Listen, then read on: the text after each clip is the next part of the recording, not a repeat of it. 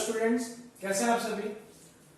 बेटा, आज के हमारे वीडियो लेसन में पिछली क्लास में हमने केमिकल रिएक्शंस के बारे में पढ़ा था। आज की क्लास में हम केमिकल इक्वेशंस के बारे में जानेंगे कि केमिकल इक्वेशंस क्या होती हैं। तो देखिए, केमिकल इक्वेशन का कॉन्सेप्ट कहां से आया कि केमिकल रिएक्शन जब भी कोई होती है तो उस केमिकल रिएक्शन को ना हमको रिप्रेजेंट भी करना होता है। मतलब हमें रिप्रेजेंट करना होता है, दिखाना होता है, बताना होता है कि ये रिएक्शन हुई है। ठीक है बेटा।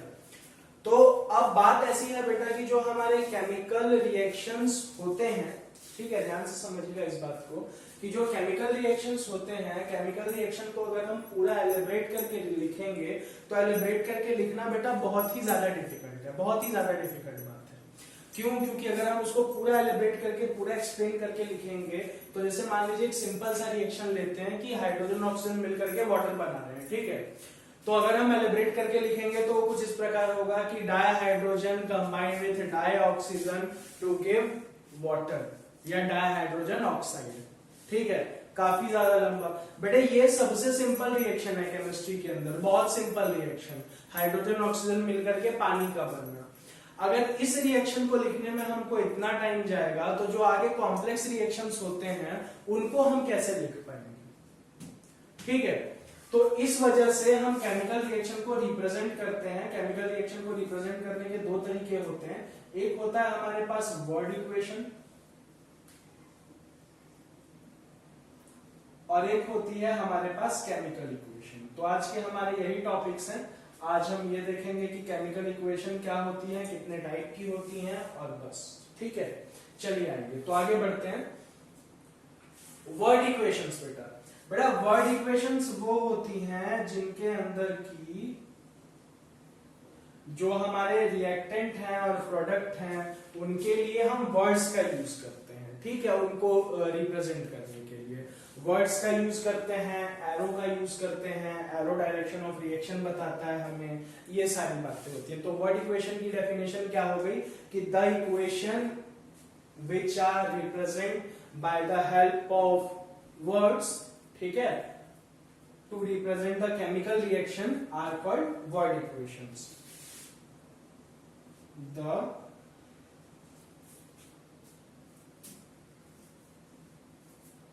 इक्वेशन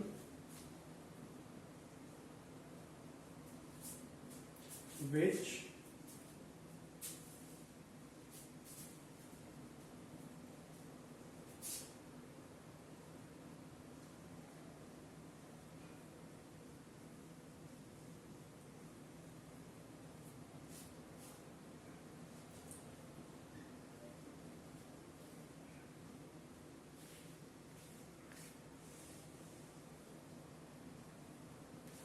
ठीक है बेटा, इज कॉल्ड वर्ड इक्वेशन। तो वर्ड इक्वेशन का एक एग्जांपल देखते हैं कि जैसे वर्ड इक्वेशन का एग्जांपल है कि hydrogen plus oxygen that will give water.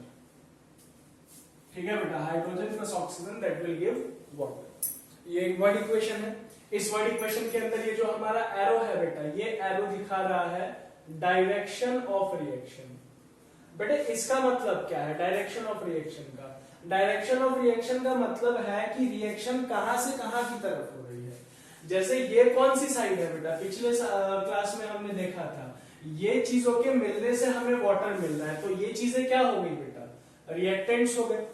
और इन चीजों के मिलने से ये जो वाटर हमें फाइनल मिल रहा है, ये क्या है हमारा product.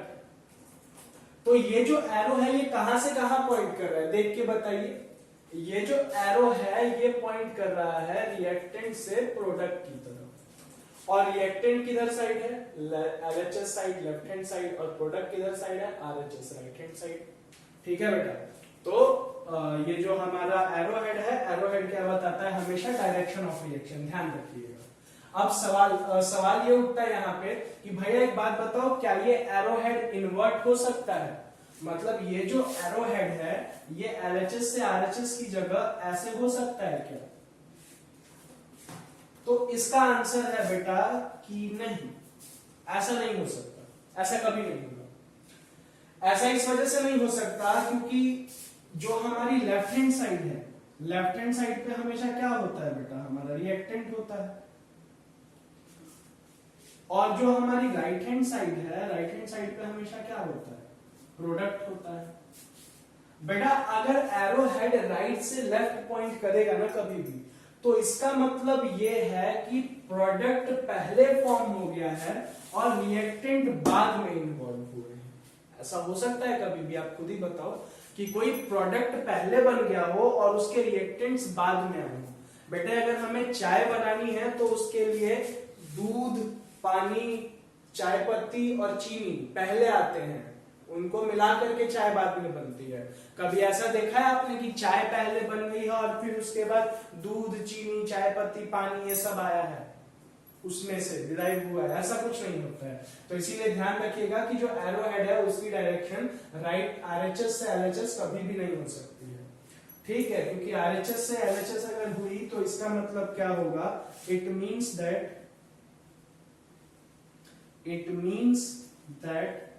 the product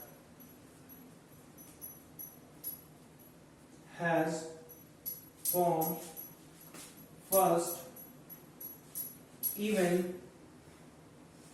without any reactant, ठीक है बेटा? which is not possible।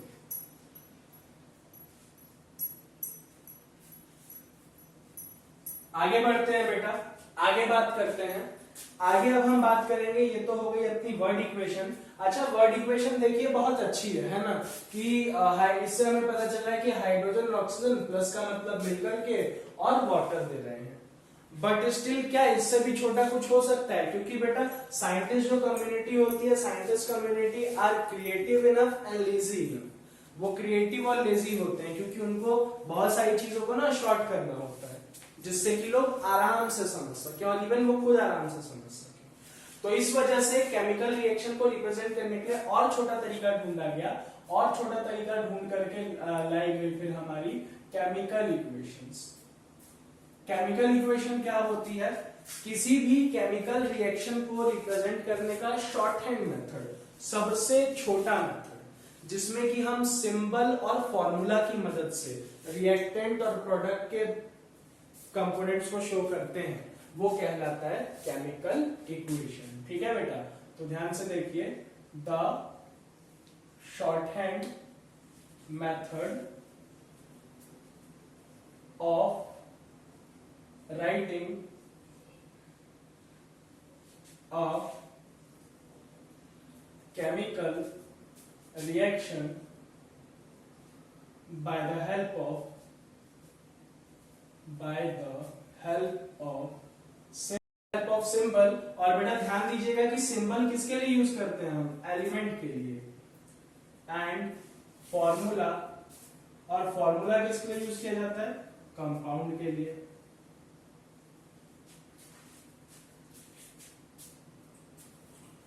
For different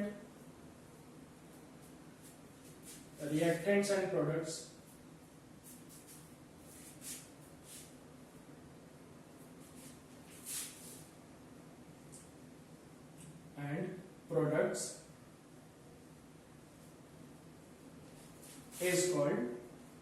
is called chemical equation।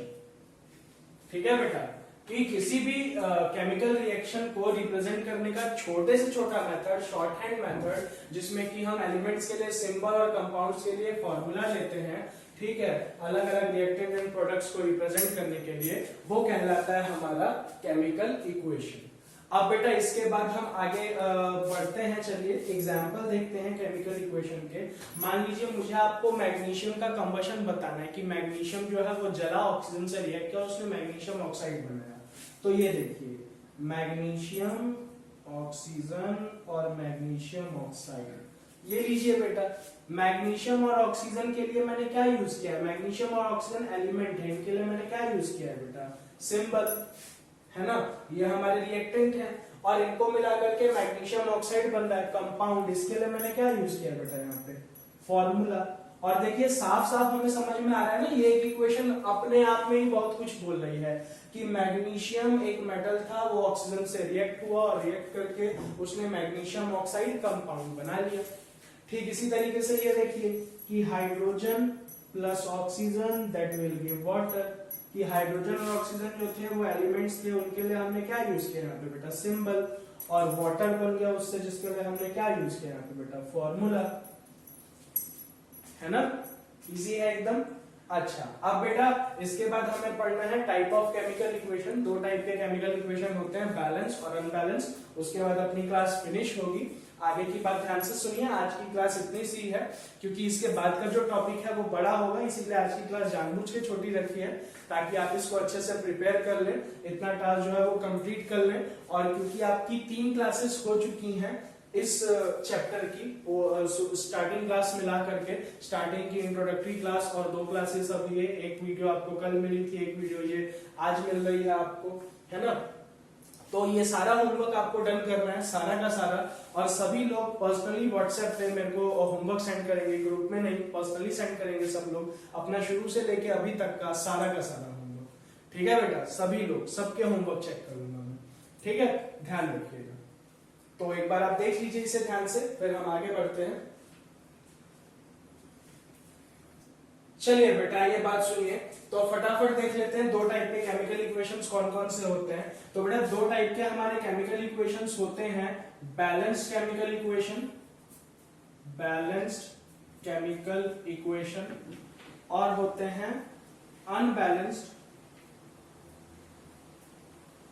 Chemical equation. ठीक है बेटा, बैलेंस और अनबैलेंस केमिकल इक्वेशन। तो आइए बात करते हैं कि बैलेंस केमिकल इक्वेशन और अनबैलेंस केमिकल इक्वेशन क्या होते हैं। सबसे पहले तो देखते हैं बेटा बैलेंस केमिकल इक्वेशन, ठीक है।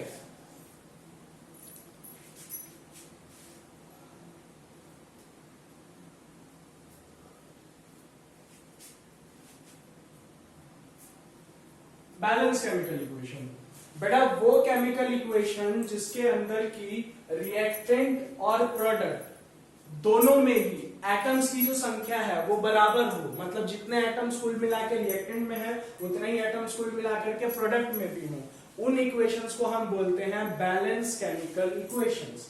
ठीक है, तो क्या हो गया बेटा, the chemical equations in which number of atom to both reactant and product side, reactant and product side, the chemical equation in which number of atoms of both reactant and product side are equal are called balanced chemical equation, are called balanced chemical equation। ठीक है बेटा, वो chemical equation जिसमें कि number of atom reactant और product दोनों side में बराबर हो उनको हम बोलते हैं बैलेंस केमिकल इक्वेशन। और ठीक इसी तरीके से अनबैलेंस वाले क्या हो जाएंगे, देखिए ध्यान से।